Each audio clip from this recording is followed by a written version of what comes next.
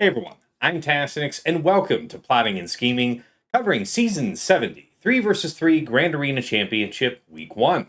I am joined by my regular co-hosts, Dagger, TJ, Sasha Aisha, and Fatal.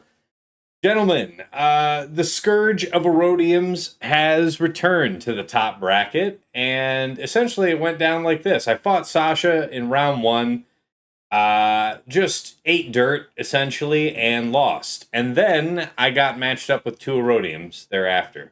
So now you have all witnessed the full power of my secret hidden technique on display. Lose your only legitimate match in round 1.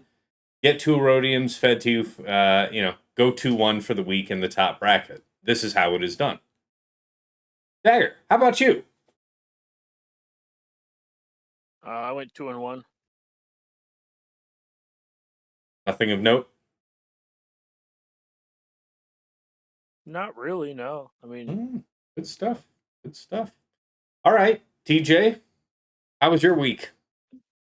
That was good, man. Got to face Fatal with the round 1, and then ended up going 3-0 round 3 against actually a fan of the show. Got a DM that didn't wish me to die of cancer, but said, "Hey, we love the show," and I passed it on to the team. They like what we're doing, so it was cool, man. It was good to get to face a fan of the show.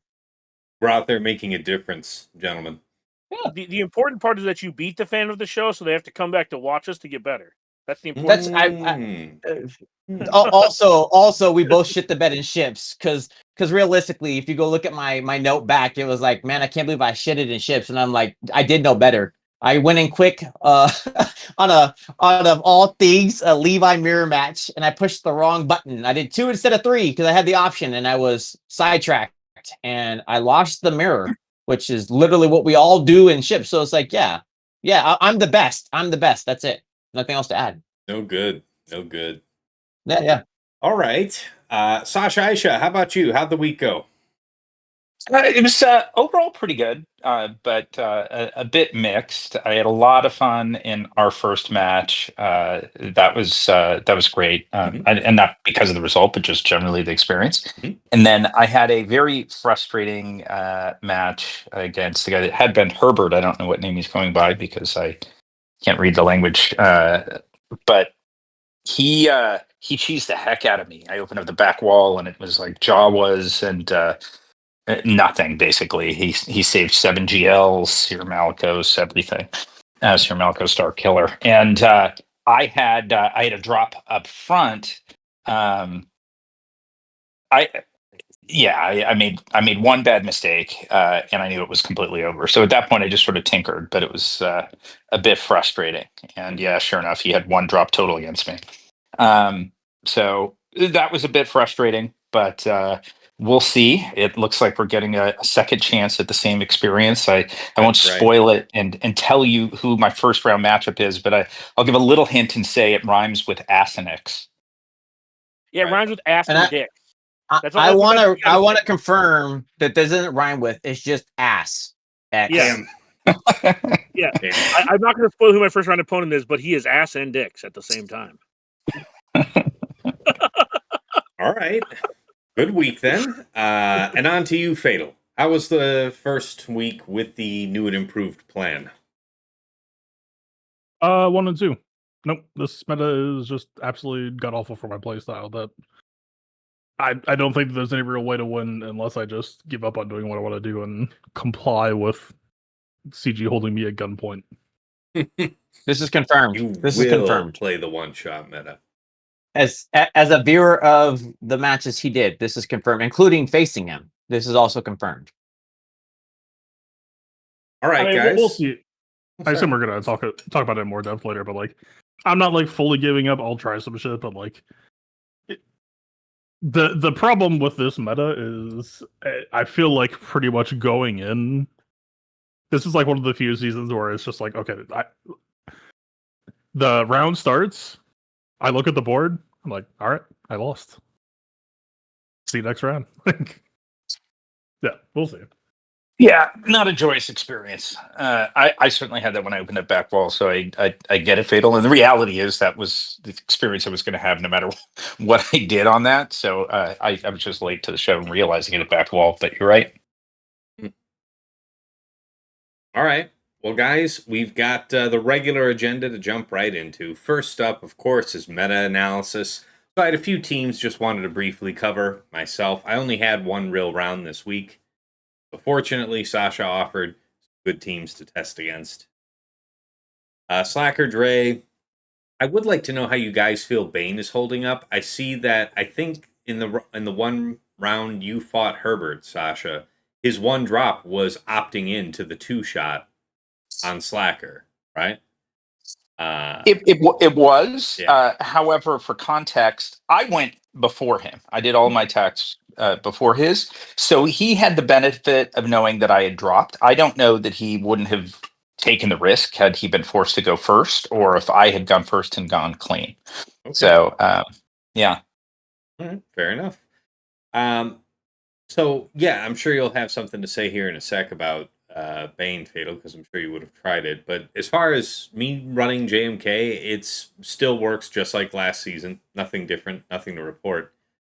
I've been seeing people use the Darth Vader crown with their Bane Malik against Dark Ray, but what do you guys have to say? Haven't tried it, won't try it.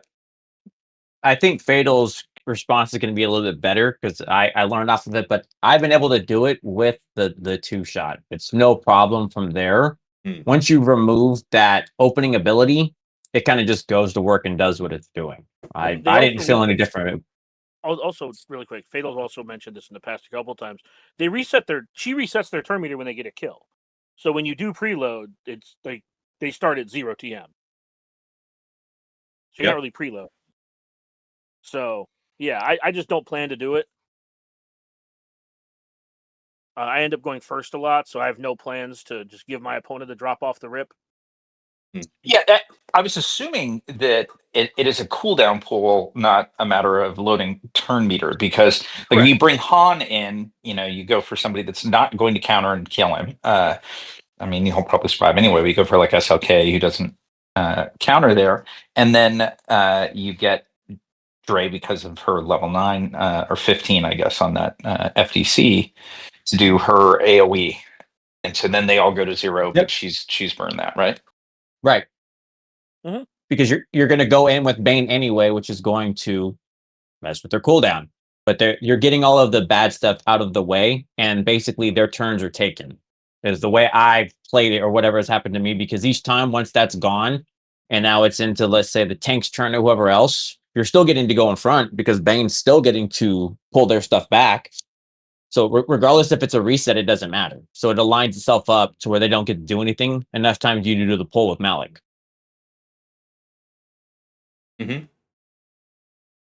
Okay.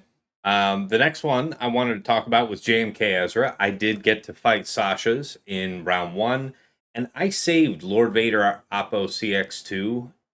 So I was successful, but we lost Oppo later in the fight. I guess I was kind of lucky they didn't focus him down earlier, but that was with the stacking offense level 3, level 6, CX2 level 9, high defense, some crit damage, something like that. 54 banners. I've also heard of people doing Balin, but look at this. I was just checking up on this. I know Arj was successful.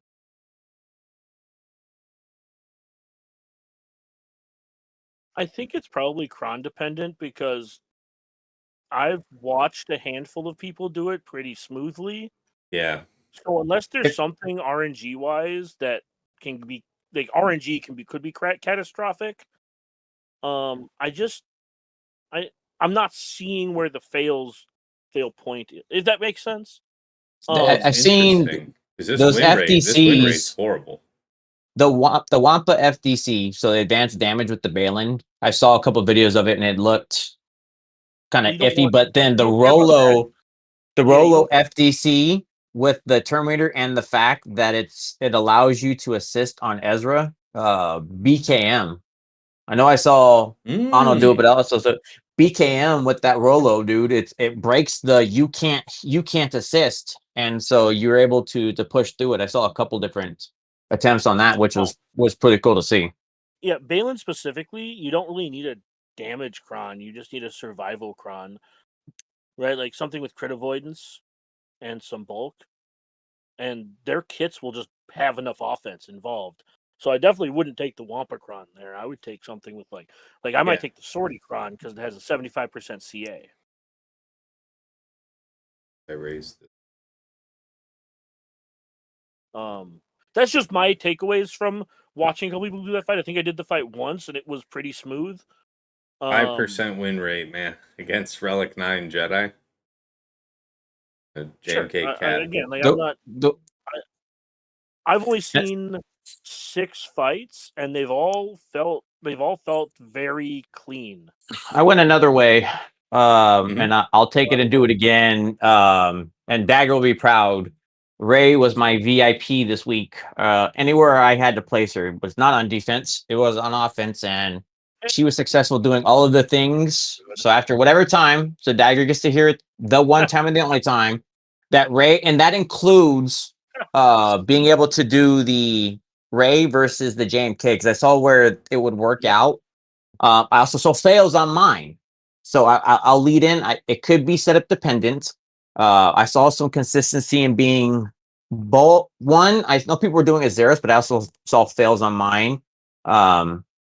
Dagger's method of keep Kel alive and let them go felt pretty solid when I did it, and I went with my bulkiest offensive burst style with added defense, and I felt okay pretty much the entire fight. You said this with Cal Kestis is the third? I did it as Cal instead of the Xeris. And the reason Yeah. was Dagger's logic, it feels just like the LV fight. So if you ever heard Dagger like explain his methodology of what he did, I literally took that to my JMK fight and it was fine. You just know understand who your primary target's going to be. Out of the 3, I'll let everybody figure that out. But then you just keep handling it down. You're basically playing the fight as they're going through, and with a good bulky setup and team, it felt great. I know Tass is there, and I was in. It was probably a good 3-minute fight because obviously the protection up was a pain, but I still felt at no point where I was in danger, if that makes sense. With the one caveat of this, your opening should be lifeblood, and then you heal her with Cal and go lifeblood. At no point should your Ray go into the yellow and let them kill Ben. Agreed. That's why I said the Dagger method was the correct method. I just wasn't giving it away. Thanks, Dagger, for being a dick and giving away all the secrets. No, it's 100% true. And like I said, if you do that, because you're doing the same thing with the LV fight, play it smart. Just judge, because obviously you're doing that. Use your best judgment on your Ray. Don't allow the go into yellow, because if you do, you're screwed. Is pretty much how I take it. And then from there, you're fine. Just be patient and be fluid. Mm-hmm. All right. Any other comments on fighting JMK? I want to see some of these Balin fails because I believe that there's fail points. I just am not well versed enough in the fight because if it doesn't work, if I see it, Balin's my answer. So if it doesn't work, I'm like, I need to rethink this. All right, you know what I mean? Haven't seen it yet, but my answer is Balin, and if my answer is not Balin, I don't have one. I might have something to add. Let me see one clause. Fuck. Okay. I was gonna say, is there any real reason why Great Mothers couldn't just kill James Kazra if you just bless on Morgan? I liked so I saw somebody do it with the bless on Morgan, and I watched your fight, Fatal. Their bless on Morgan. Now again, could be user error. I liked yours better because one, Ezra was dead. So I liked what you were doing when you asked him to go away and he finally agreed. But the watching the blessed on Morgan, that felt bad. So JMK lead gives all light side 30 speed, so Ezra would probably go before Ezra should go before your Night Sisters go. But like I don't know. I might fuck with that this week. I do. I feel like there should be some sauce here that unless Ezra going first, I know Ezra going first is not great. I'll have to reread Bless and see if that offers any reassurances, but I don't know. My Nitoses are pretty kitted out to kill Ezra as is, and there's no tank peeling for him here, so I don't know, man. Maybe you slap a defense crown on or some shit.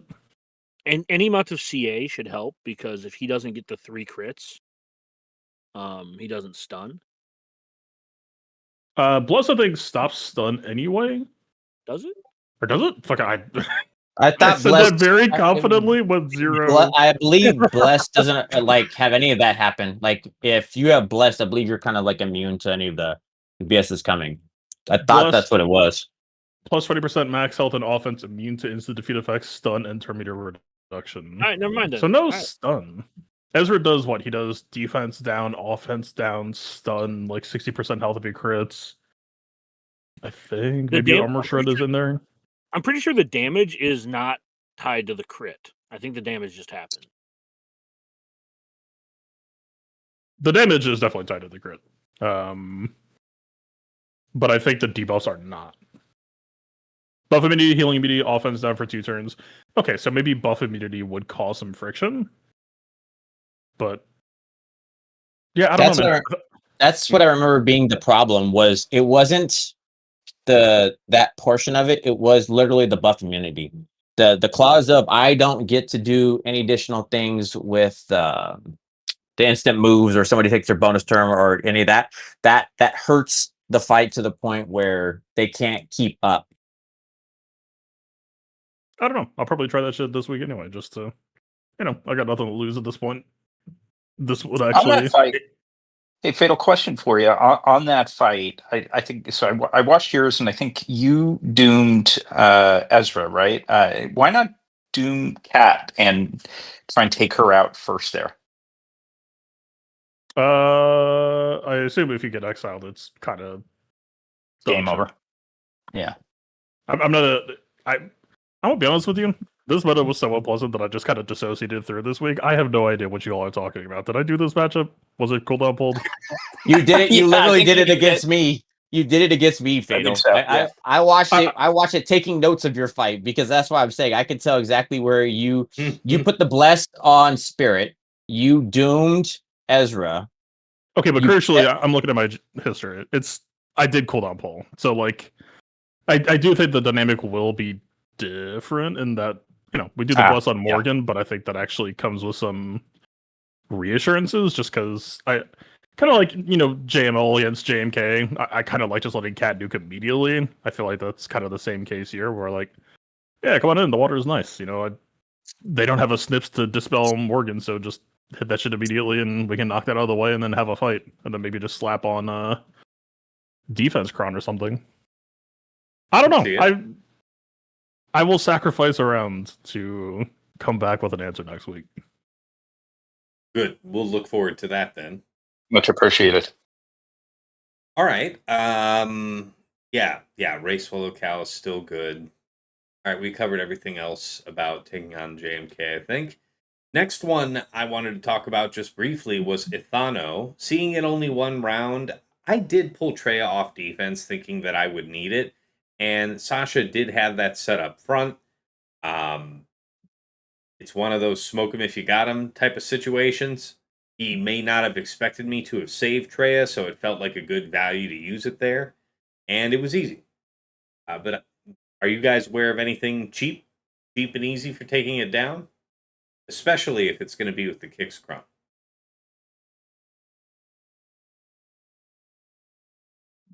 Okay, that's an overwhelming no. All right, I appreciate it. I'm going back to look. I know I overkilled it, but I don't remember it. Like when you're looking at the things that were used against it, the most common Wampa with Wampacron, Gas, Lin, Treya, DRZ, CLS, I guess, with Han and Chewie. But that's not what see here. That's no tank. Wampa was what team cup are we talking here? So in this case, I'll tell you, like what I put out was Ithano, Smee, and Quakeold. So a bit more damage than if you were to substitute out either of the 2 non-leaders for Kicks. And I, to be honest, like in full transparency, I set it bottom front wall for tasks mostly because there's no data on it. It was just, I figured it would draw Wampa or something else that I'd rather have off the board, and I didn't expect to get a hold out of it. Yeah, looking at this, it's like Great Mothers, woohoo. Treya, not even 100%. JML, Wampa, Inquisitors, Maul, CLS, Hanshui, Gas is 50-50. Seer Malicos. Like, the cheapest thing here is like Afra, JKL lead with Cal. Yeah, I did Tarkin, Balin, but Tarkin. again, that's an over. Yeah, Check that out. Tarkin, So DCT, Scorch, 56.2 banners. yeah, that was me. Could Somebody you that just like That's I'm not seeing, that's a I'm banger. not seeing that fight. 57s for all but one. Well, I'm not seeing that fight here. and if you have a competent boss, should you just be able to like boss lead defense ground and move on with your So life? I did, yeah, like to that point, Fatal. That's what I did when I saw one with kicks instead of Smee. And it's possible like it would have held up against Smee as well. It's just I'm just a little more wary of Smee's DPS. But when it was just kicks there and Athano's the only DPS, it felt pretty comfortable. I feel like Enoch should also be pretty comfortable here.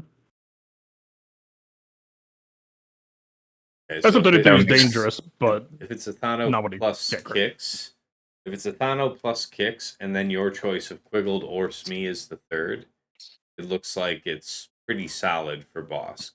But if you throw in, oh, okay, let's get a little. I was looking at it. All right, yeah. I mean, like 50% win rate for going. Yeah, in but just boss. build a team better than the average player does, and I don't see why it would fail. Yeah, fair. All right. No other bright ideas then on Athano, folks. I don't know if it's actually. Well, fuck it. I don't really think the team seems worth posting to me anyway. But if you're gonna post it, why post Athano? Couldn't you just do like Quiggle lead kicks as some of the day 3, and it might just be a better team? Quiggle No, kicks. because Athano's a ton of damage, Yeah, dude. Like Athano. It's the kicks cron with the Athano special that tipped it to including him for me. I'll say Fiddle because he's assisting every time, and he does decent damage. It's a B, maybe B minus squad, but the FTC gives it maybe a little bit of surprising boost. But SM33 is a better damage dealer, and Kix is Yes. the best healer for the squad, and Quiggled is the best tank for the squad. Is Oh. Athano a better damage dealer than SM33, who has his, hey, I have a pre-taunt for the lead, so you just activated my 50% extra damage on my I kill you move passive? I don't think taking the damage off of the team makes it harder to beat. Right? It looks like some of the times people are failing is because they get punked out. The fights they lose are over pretty quick. They're not like 4-minute. Oh my Yeah, god, I that got Athano ground out lights by you this up. team. Yeah, like the I'm looking at the losses here, and it's like no, like this Treya fight was like 38 seconds. Fair. Wow, a Treya loss? Jeez, that's got to be rare. Yeah, it's a 96.88% win rate. I mean, it's pretty good. Yeah. I'm But not I'm worried saying about that. I'm pointing out that the times you lose in a hurry. I bet. All right. because of the Athano plus me damage. I'm not again. I posted it last week. It died to like gas plus other crap that like whatever. The win rate for Athano plus SM33 is like against gas is like 98%, and if you put in Quiggled, it's like 40 or like 50. I don't know, man. If anyone out there feels like they have nothing to lose, I'm telling you, this is how I 3-man the R9 era battle. Bench Athano, Quiggled lead, SM33, you give them some nice stuff, and you just go beat the shit out of people. And I think there might be something there. That's fair. I passed it with Athano, Quiggled, and Quiggled with Athano lead. Well, against a couple different comps, I guess the data should be noted that if you're having, I don't know, Relic 8, Relic 9, Wampa, it looks like it's a pretty for sure thing to use Wampa with the Wampa Crown. The only failures I was seeing was for people with like Relic 7 or lower. Malgar ISC, 100%, 9 battles, 55 banners. Nice to know. Yeah, I don't think I'm posting it next week, but I also think that its shittiness on defense is we talked in the in-between about how we didn't expect it to be any good at all. And I'm like, I think it's overperformed our expectations, but that doesn't mean it's good. Maybe for week 1, yeah. I Yeah. think with some data on board, people seeing what you can get away with, probably not too. My feeling on them at the moment is more. My feeling is more towards. I didn't have them built for week 1, and I actually built them for week 2, but especially because I do think that they could maybe do some damage on offense. Mm-hmm. Yeah, Thano damage is really good. I used him in 5s last season, and I fought against him in 5s last season, and his damage is really, really good. Like, really good. Prior to having a Pirate Crumb. I mean, don't get me wrong, Smee is more of is a better single target damage dealer, but I mean, even without the Kickskron, I'm not here trying to tell you. Like, Athano's still doing a fair amount of damage. So let me put it to you this way.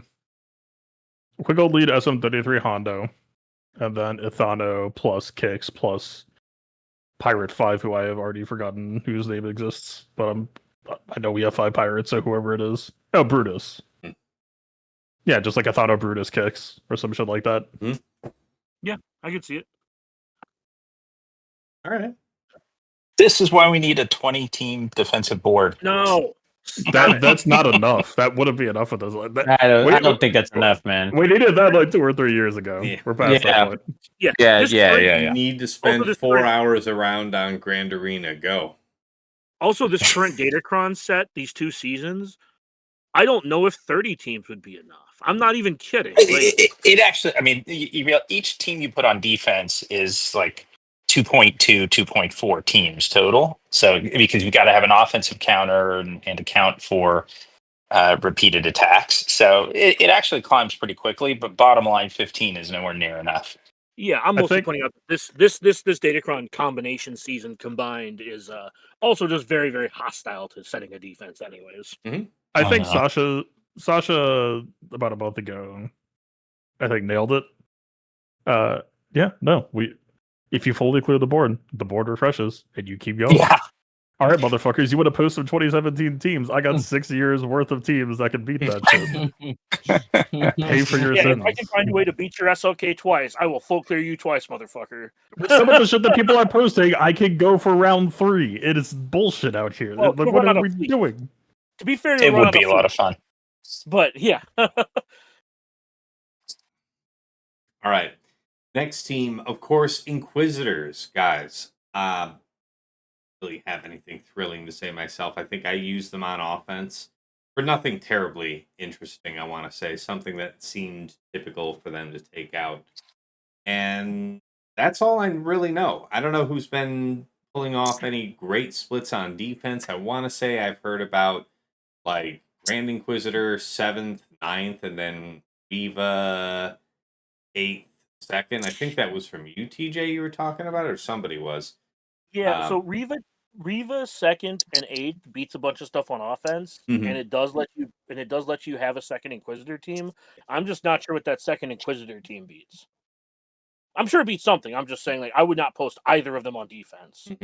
The combo, I faced one that was okay. It still gets beat, so I don't know what it's going to be. The GI 7th with the 9th Cron, I think it was a split. And then the other thing that I saw that I guess it could be okay, people were posting Reva Star Killer and Stick Raycron as the combination, just to limit what could go against it. I mean, it got beat by something. I guess you want to call it costly. I did Java, but it was just still the idea that the amount of damage, because I guess we talked to Shake when he was saying, and he said he tried C, but Java just ate that up. So I don't know. But I guess that's a split. Like, the problem with posting GI lead is that GI lead is so fragile. Like I remember like old school CLS is being able to pick off like GI immediately. Like he doesn't take the bonus turn at the beginning because he's not under Riva. So you just once you blow him up, it's you versus 7th and 9th. Or Adrad, for example, just I assume it still works. It worked for years. I don't like the idea of posting GI because Ninth Sister doesn't do that much to keep her friends alive. I agree with that. Let's If say her the rest cron, of like, yous. sorry. No, go ahead. I agree. Honestly, one thing that I'll say is a little bit refreshing about, at least this is based on my observations of these this inquisitors in this meta with the long text 6 and, like, for example, 9 for Ninth Sister, is I actually think they do better on defense than on offense. In that, on offense, yeah, they can take out a good amount, but the few battles that I've seen, they've suffered some banner drain. Like their regen is okay, but wasn't sufficient to get back to 57, which sadly in this meta means that they're maybe a little bit of a liability. But on defense, I mean, as long as it is with the Riva comp, the Riva lead, and I think it could be GI, it could be 7th as the 3rd. Yeah, they're dangerous. There's just a limited pool of comfortable counters for them. So I actually like that. Also, Ninth's AI is special, basic, but all her damage is on her basic. So you're just like, Right. it's special, basic, special, basic, special. So like she just doesn't do her thing on defense. She's just bulky. Fair. All right. So I have to yeah, agree with you. I think its value is more on defense, but yeah. Sorry. Somebody trying to say something? That was Dagger. I was just agreeing with Sasha's assessment of they're probably better on defense because, yeah, being a 53 to 54 banner win team is kind of a liability. So you're gonna just set then Riva Grand 7th and skip, maybe use your 9th crown, but without the 9th.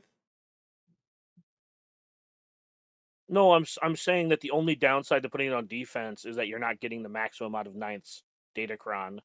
Yeah, Where I think It's a very suboptimal but ninth but performance. but you were also, if unless I misunderstood you, you were saying that it's also a liability on offense banners wise. So that means, are you gonna set it and then it's gonna be Riva Grand 7th with the new Inquisitor's Crown? I think my default, if I was going to set the team, would be the Inquisitor long text with the old school, with Riva and GI and 7th. Okay. Yeah. Not that 9th is bad, just you're not getting the maximum value out of 9th. Mhm. And I don't know how valuable her just being bulky is when you could put her on like a seer team. Because I fought against one on a seer team, and she got to use her basic once under seer, and it was like, oh, okay, calm down there, woman. Yeah, having the 9th there is like, I get to revive, does nothing for the overall of what it's going to do. And then just the lack of what it feels like for the assisting, whereas just doing the GI, and then they had 7th and 9th with the 9th cron. 9th wasn't doing shit. I don't care about that. But the GI and the 7th were dynamic, and it did steal a couple of banners. So that assisting is 7th feels essential on the team, regardless of whatever you're doing, right? She has to be there to really tie in what you're going to see with that level 6, it feels like. And to Phalo's point, if your opponents are going to set 2017 defenses, you can split this into 2 teams and kill 2 things. Fair. Mm-hmm. So that's it for my list of meta teams I really wanted to cover. Again, I only had one real fight last week, so I am going into week 2 light on experience. Other specific meta defining fights that you guys wanted to cover? Well, yeah, because I have to hop out of here in like 2 minutes, 3 minutes. Sure, go for it. I just want to say that if you fight against the Great Mothers team without Ezra with Watt, remember to take the 5% stacking offense level 3 because she will out heal your spirit if you don't. And I made that mistake because I was rushing in my 3rd round, and I've done it before with the 5%, so I know it works. But if they're going to do like Watt plus like Hu Yang or Sabine, or even Hera, right? Like you can beat that with Great Mothers. You just have to have the 5% offense stacking, so Spirit can actually chew through the Ahsoka. So I don't think you actually need to do that. What I've started doing, and it's worked every time, is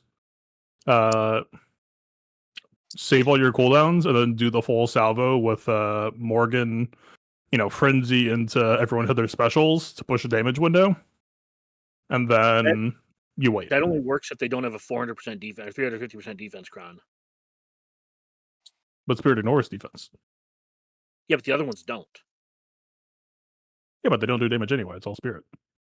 Yeah, and I'm telling you that I am 0 for 2 without the level 5 stacking because I just couldn't get her down, and that's with trying to fish for that burst that you're talking about. Yeah, fair enough. Yeah, like R9 Ahsoka with like 300% defense, making sure that, yeah, Spirit does all the damage, but making sure that only Spirit does damage really sucked. So, All right. Other fights, gentlemen. I think that's the only one that I really like fucked up on. Let me check. Fair. The other meta-defining matches that I didn't know.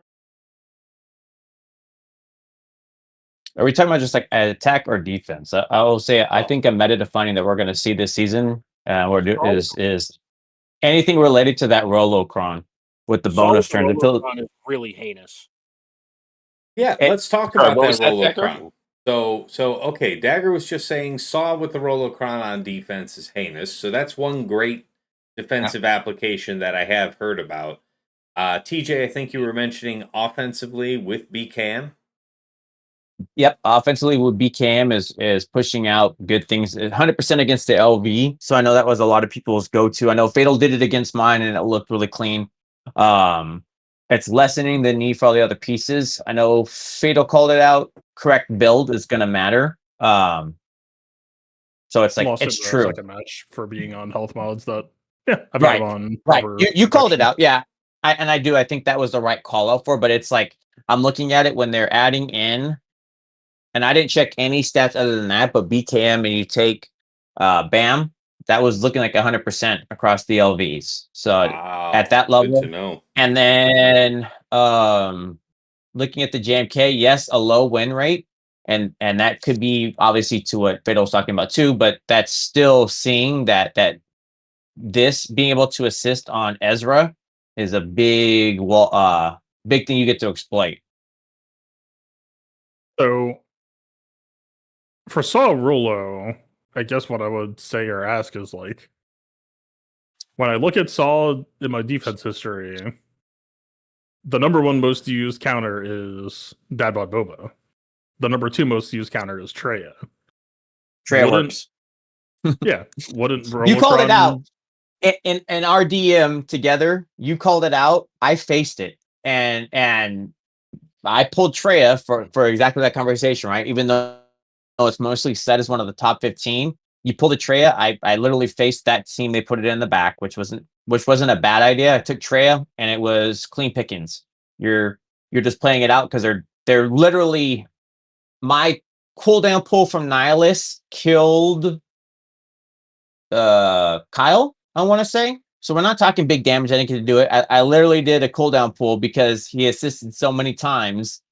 You're just waiting it out. I didn't take any substantial cron. Yes, the counters are limited, but I was just pulling it up right now. Riva's still beating it for the comp, so I mean that's good to note. But yes, it may have limited counters, but Treya's still doing the dirt that was doing it before. Yeah, like Saw Rulo, I'm not gonna shit talk it, but it's just like it very crucially fucks over players like me who would rather be posting shit like Treya and Balin and Yep. all that on defense. But the majority of people aren't doing that, so I'm just like sitting here like, all right, I'll just yet another team that I have to pull a team off of defense for. I love this Yeah. meta. The other one I saw is Seer. Because I placed it round 1 and round 2 because, like I said, that was one of my ideas. I wanted to see what it's going to do. I pulled the Seer as one of the counters, which again is great because it's one of the higher callings, but it still got beat out. So those teams that were beating it before are still doing the same work now. All right. Before we move into best attack and defense of the week, I know Fatal in the group DM, there was something you said you wanted to mention about something in this week. Did we already capture no. it otherwise? No, I was just gonna talk about like the nature of this cheese meta and why it's kind of unique, but also like I don't know, like is it anything that we don't already know at this point? It basically is just like yeah, Share your thoughts. the This is the time for it. like basically I think the reason why this meta uniquely sucks is because we're in this weird perfect storm where the meta does have villains on defense.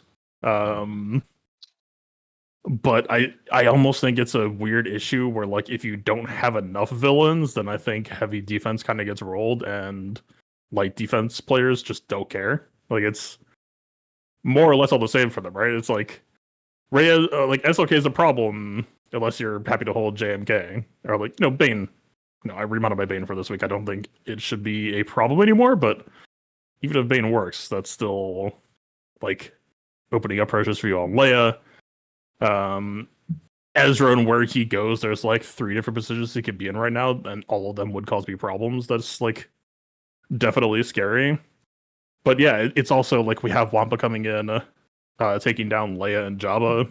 Leia, well, I don't know for the Leia thing, but Jabba seems pretty consistent. And then yeah, like just saw Rolo. You're punished because a lot of the questions that didn't have answers coming into the season. So like JMK, Ezra, Cat ended the season on a high note, and already within this week, because I know I was setting it, the SOK JMK comp, if you can set them both, is punishing. But you're actually just punished, Fatal, with your how you want to post as heavy as you do, because there are 2 to 3 answers to each problem, right? And if it's all right, do I need to cool down, pull the SOK, or do I just risk going in with the Bane? Bane still feels just fine.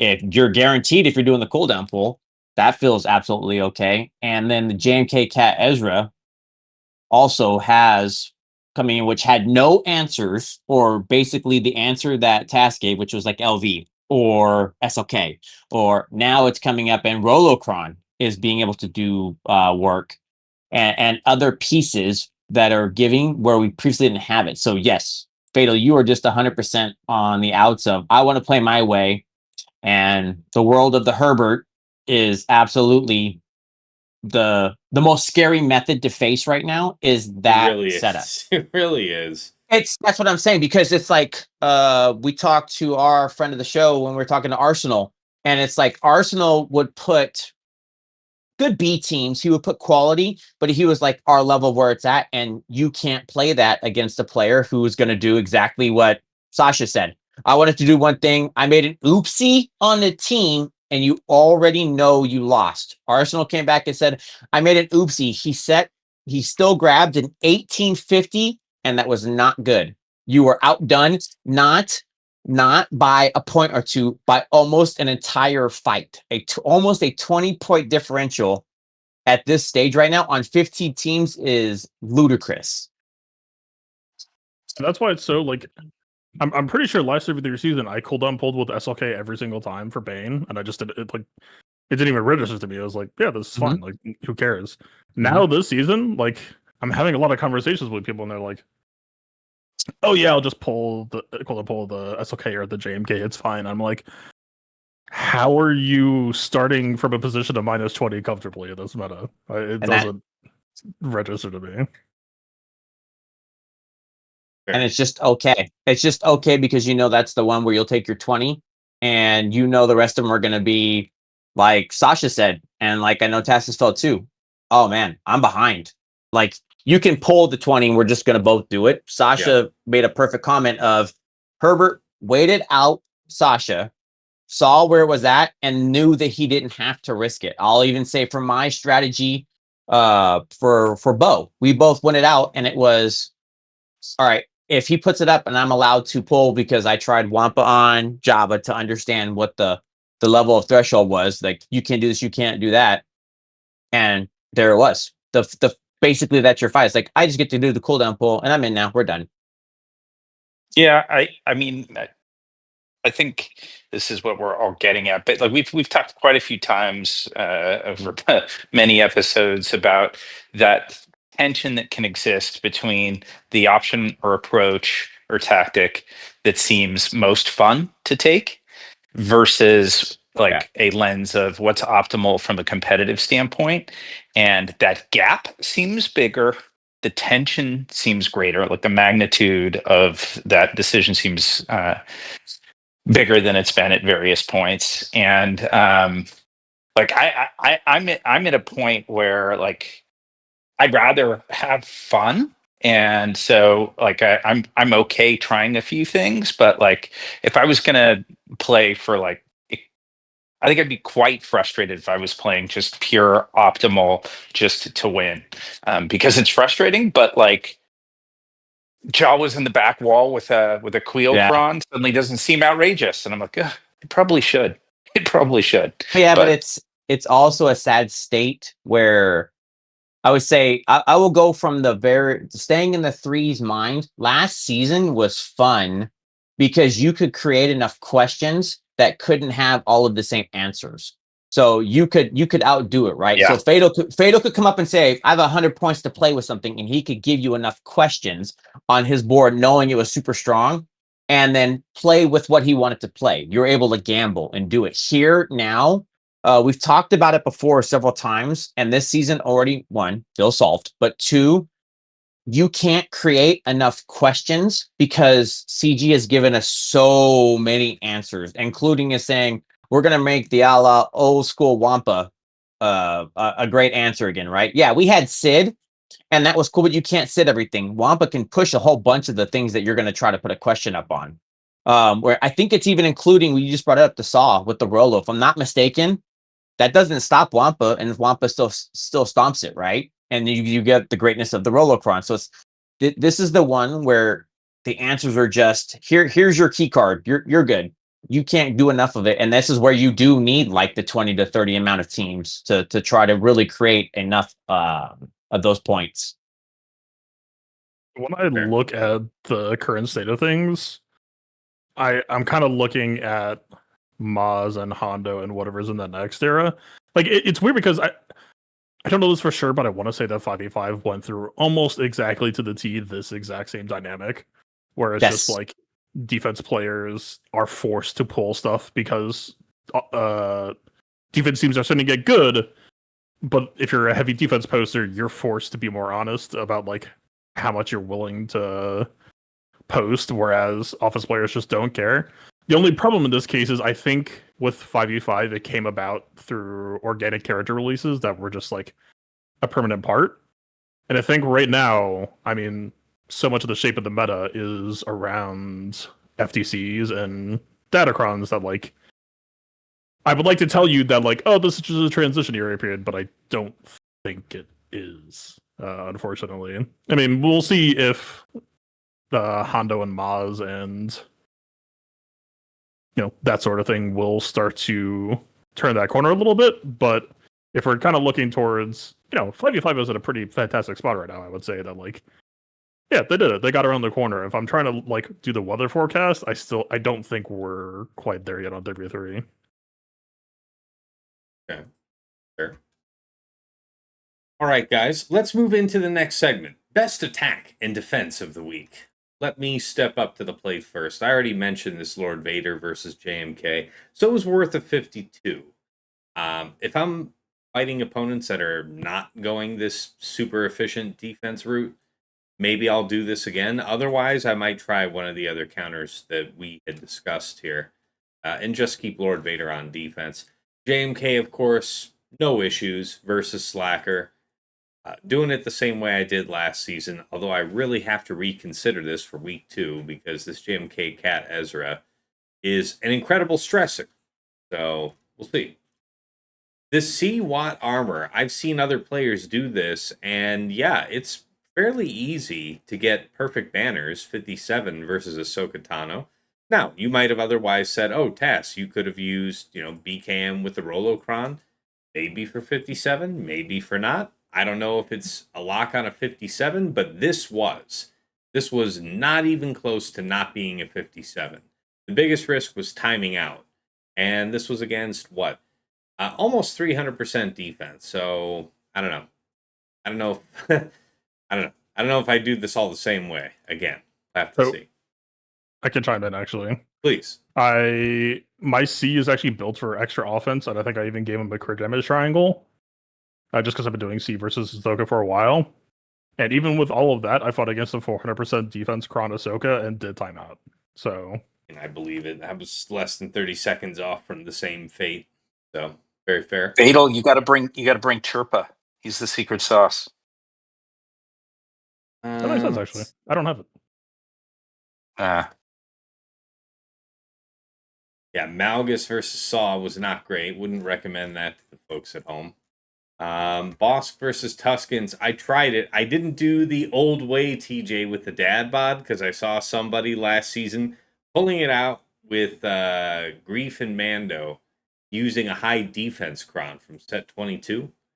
Did not work for me. And then as far as my defense goes, I want to say Sasha was pretty good. He did drop on, well, I mean, he voluntarily, went in with Han.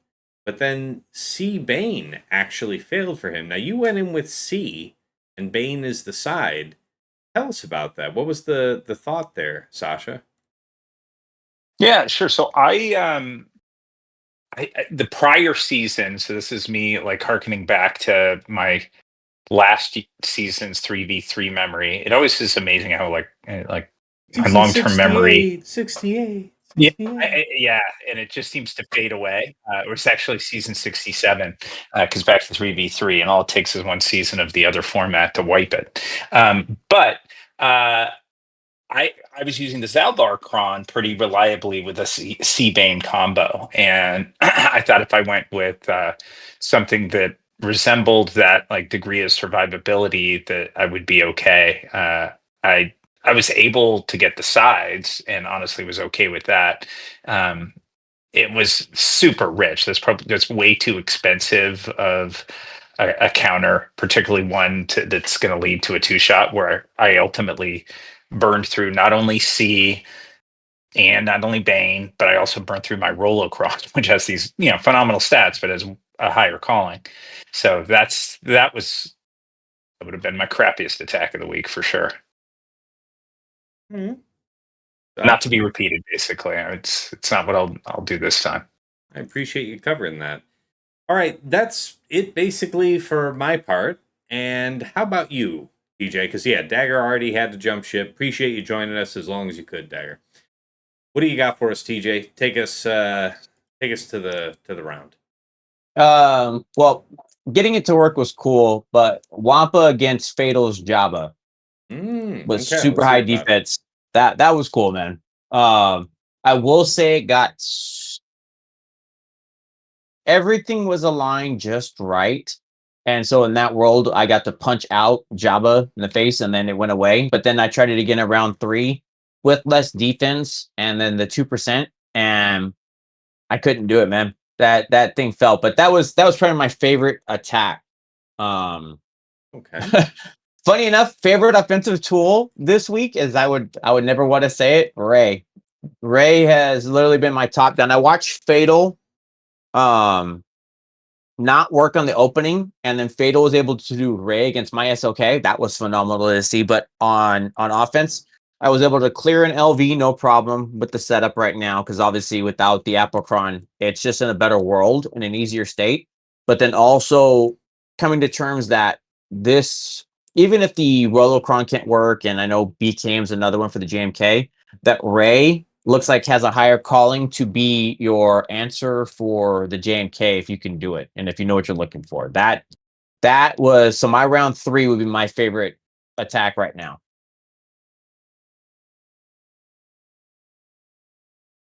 And again, it was I got to figure it out. I got to play through the fight, and then I think you go up, Tass. I think it was right there, right under the Treya team. Went right into it, did the fight. So it's like, you see, it's like, it wasn't that it was a quick fight, but I didn't feel rushed for time, and I was able to play with my food correctly. Okay, I appreciate that. Defense is just the split, the SOK JMK split, and if you're willing to set it up, just punishes whatever you're trying to do. You have very limited options of what you're going to be able to take.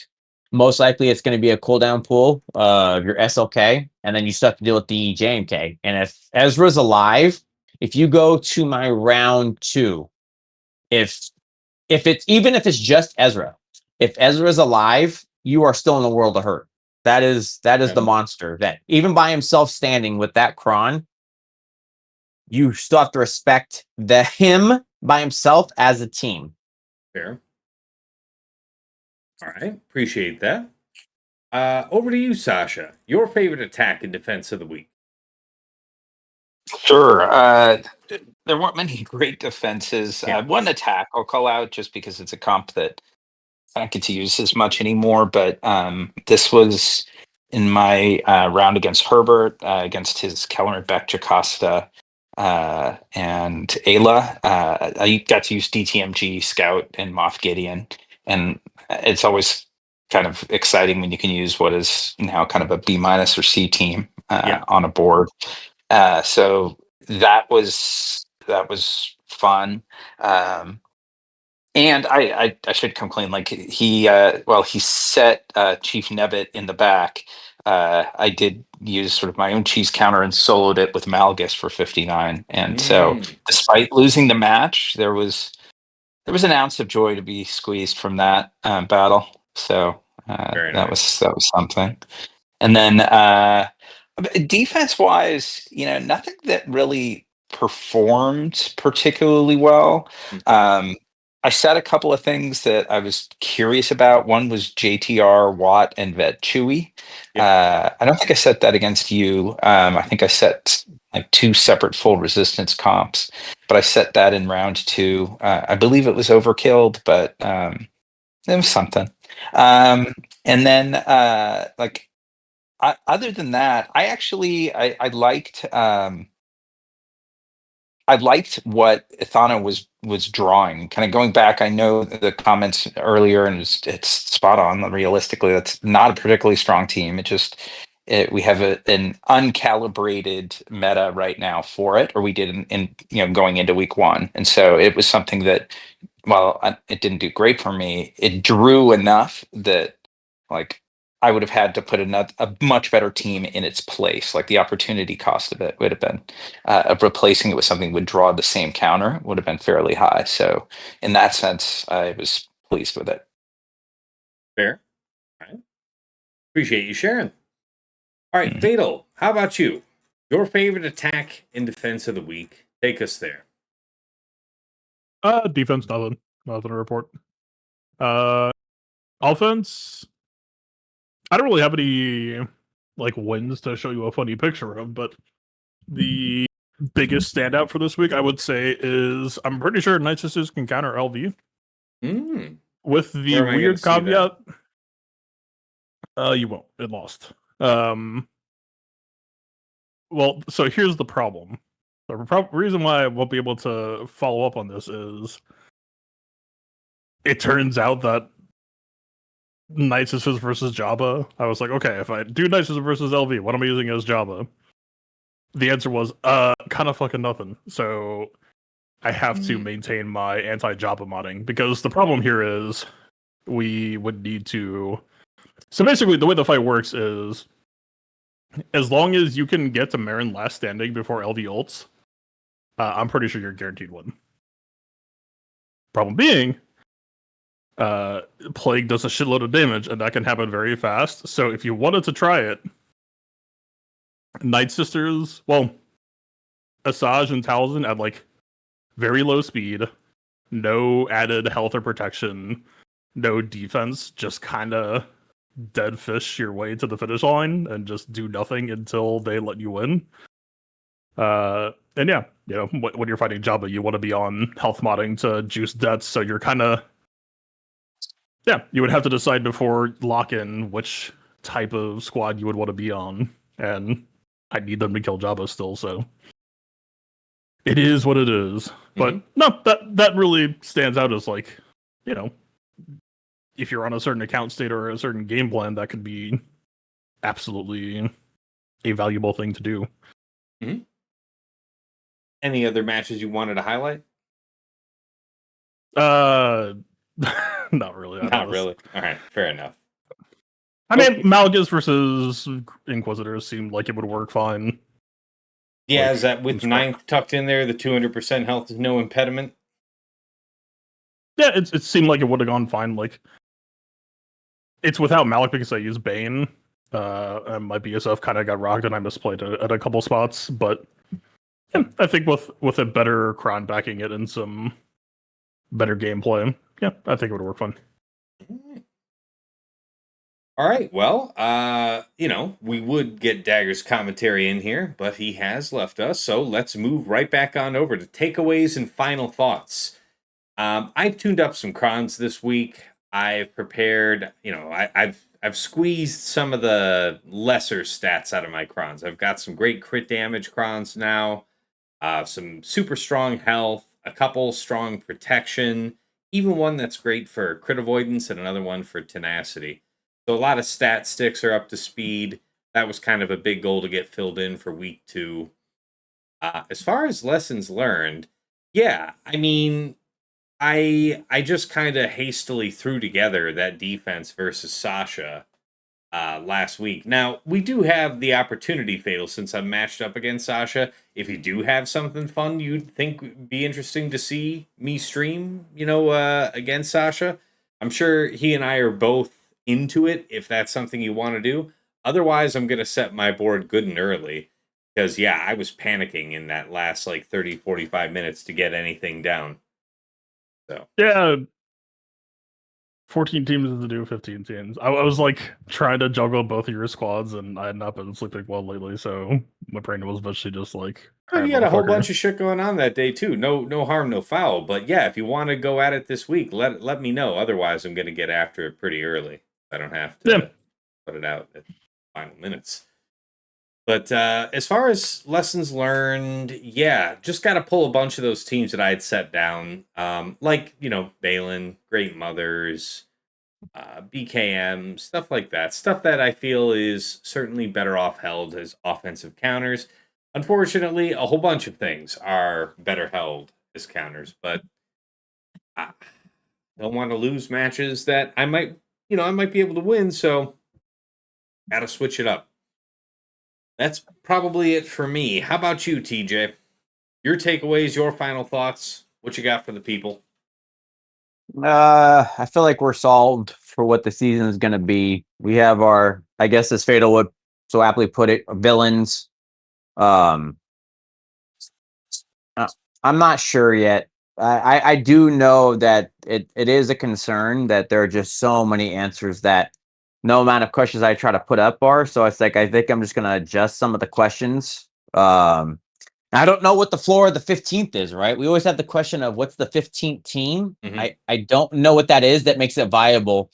And is it just the team that I got you to do a 54 or a 55? Haha. That is not a great feeling to have on somebody who would like to, even for me, not cheese, but like the high middle guy. I would love to do it, but I don't know right now. So we'll see where it's at. I'll just continue to be optimistic. We'll see what obviously this week gives for us.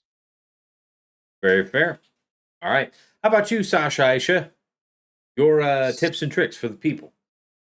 Well, I do feel like we've really got to try and shake the trees a little bit more to see if we can get some defensive viability to fall out. And I'm not optimistic. And I'll tell you what it does make me think a little bit about. Not that we'd have to do this task, but like it's a pretty small community. We all, a lot of us we play one another fairly regularly. Um, we can come up with our own rules. Like, I'm not saying we should do this, but we've created our own defenses and stuff. But like, what if you and I played a match and we decided that the winner is not based on banners. The winner is on whoever can force the most holds out of the opponent. Like get them to Yeah. drop as many battles, something. And I know it just these odd stuff. I don't know that does it, or any other kind of parameters and limitations around. I don't think we're necessarily there yet. I don't think we have to do it. Although, like for your content creation purposes, if you ever wanted to, I'm always happy to do it. But Well, I um, definitely appreciate the offer and thank you. My thing is I really just don't like introducing artificial constraints into the game that yeah, there aren't already set. The idea with each of us having a board from Fatal is that it's just, at the very least, it's a disadvantage to us both in the sense that it isn't the way that we would otherwise prefer to play. So I'm okay with a disadvantage equally applied for both of us, and that's good for content. But also agreeing to, see how far we can get hopping around on one foot with one arm tied behind our back doesn't really interest me. Fair. Totally fair. But I don't know. At some point we may need to, like I said, shake the tree a little more, squeeze a little I harder, do hear whatever. you.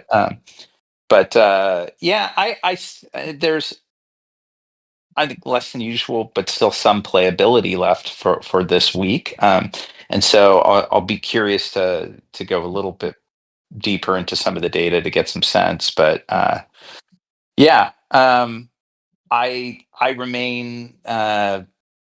One thing I'll just give a call out. Like, we're like quite a few played weeks into the D-Ray focus Datacron, and I'm still scared of it.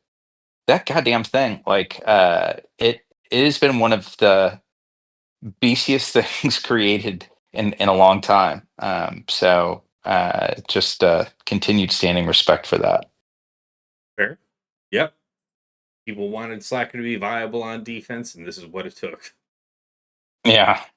All right. Well, appreciate you, Sasha. Now, on to you, Fatal. Your takeaways, your final thoughts, last words for the folks at home. It's a weird mix. I think there's actually still plenty of fun to be mined in the meta, at least on offense, even though I know that strategically I'm probably cooked. Like, the funny thing, the reason why I knew this meta was really not in a great spot was realizing that Nitsus versus LV was viable, and then realizing that gave me zero leverage to work with. It's like, all right, because usually you fight it off meta counter like that. It's like, all right, what's my reward? What am I getting? I'm posting something else somewhere, right? It's like, yep. No, not really, actually. Yep. But yeah, I do think that there will still be plenty of entertainment that I can offer. Great Brothers versus JMK Ezra, I think will be a lot of fun. Maybe I'm more confident than I should be, but on paper it looks pretty good to me. So it'll be up to me to find out why it shouldn't. I will say, Sasha. Yeah. My stupid ass got an art degree, but if I was better at programming, the one thing that I wanted to do for so long is to make like a third-party pre-match, not like pick ban. That's the wrong word, but just like ban system where okay, each side can ban certain characters or whatever. Basically, just like a miniature. We've talked about CG and rotation idea from card games and whatnot. If Right. CG is not going to do it, we could technically do it ourselves, but I am not the person who will be able to do that. Vibe code it, my friend. Vibe code it. There you go. Chat GPT.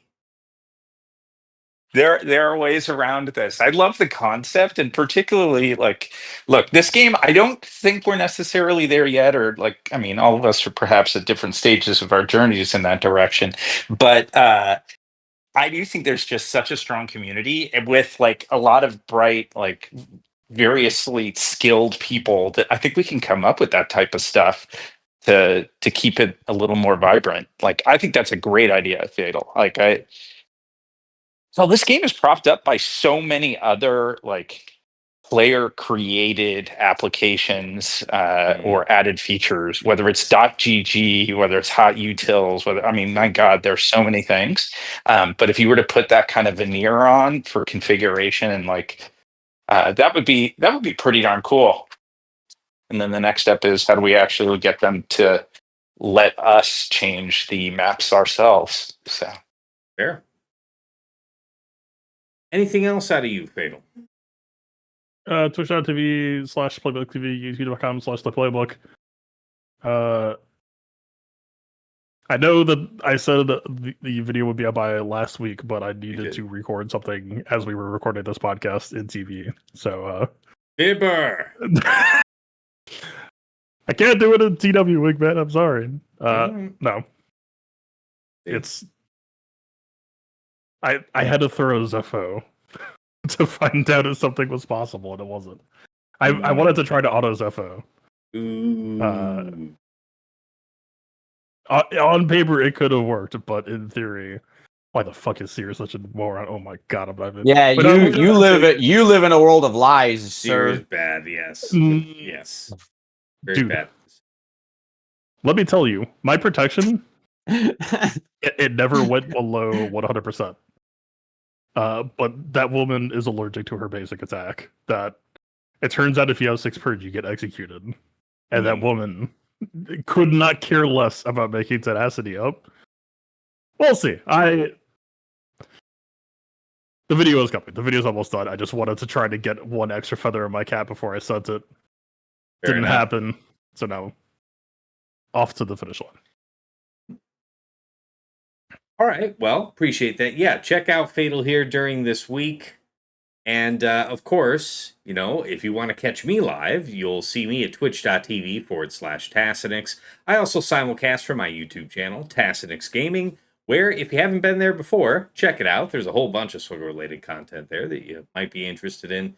Stuff like the GAC Omicron tier list video, the How to Mod series, mod guides on characters and factions that you've asked about, and of course, a rebroadcasting point for this very podcast.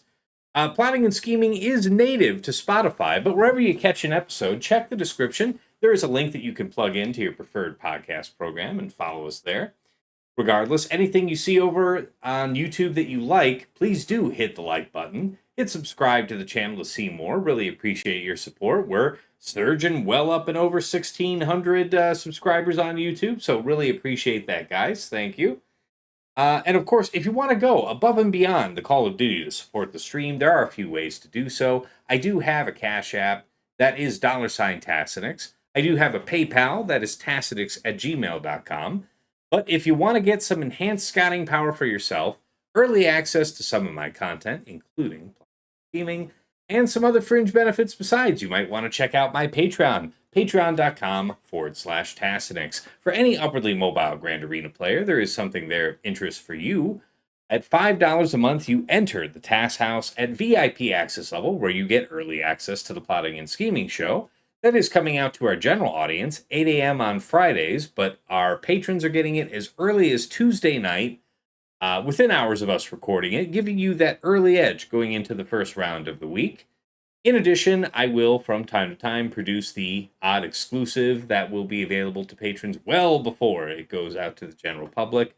And of course, we have a dedicated text and voice chat on Discord, where you will usually find me lurking, so pop on in and say hi. Thank you so much to Andrew, Banja, Boba Isa, Deadpool Cow 28, JJ's Dad, JJ's Productions Twitch, Jobin4527, Miasmal, Mus Ross, Raised Malbus, Sam Vimes, Sheepdog47, Squed, Stark Strategy Gamer, Sweens14, and White Wolf. Moving on up to the $10 a month tier is VIP Access Plus, where you get a bundled Patreon membership to me and to your choice of either OmegaBot or Hot Utils Patreon. OmegaBot's that tool that I highlighted at the start of my streams that gives you those graphs, allowing you to have a sense of your opponent's offensive and defensive tendencies. Anybody can use that tool for free to scout their opponent's last week of Grand Arena history, but only patrons can build out a custom report with any number of weeks. You have a downloadable HTML version of the report with links that you click that take you right back into swigga.gg or Insight, whichever you like to use. Just a fantastic tool for helping you minimize your scout time. Alternatively, you might go for the Hot Utils Patreon, aka Chili subscription, which is the #1 tool for your mass mob management and loadout creation. Nothing else lets you switch so easily between your Grand Arena, TB, TW, and Raid mods. You can use it like TJ and Fatal do to comprehensively remod your roster. You can slice through hundreds of mods in seconds, help out your guild in TW, whole bunch of odds and ends perks baked into that. No wrong way to go at VIP Access Plus. Thank you so much to Aussie Mike, Darth Solea, Ash Sotnicam, Now For Me, Mr. Tony, Jake23501, Single Malt Jedi, Snack Attack, Striker, Super Mard, and Trouble Fingers. At VIP Access Premium, this is $15 a month for the Double Bot Bundle. So, bundled Patreon access for me, Megabot, and Hot Utils all under one subscription. Getting just the bots alone anywhere else costs the same, which is why so many of my patrons say this is one of the best value bundles in all of Swugga. Thank you so much to Argots, Arch, Bjorn, Big Ninja, Duckstab, Darth Link, Brickfrack Paddywhack, General Milan, Ivanek, Johnny B. Ottawa, Hev, Mini GK, Hills, Ploon, Quig, Rawling, Saldag, Sir Boss, Sophus, Lost Womprat, Trevorboy Gaming, Wilco, and Zoltre.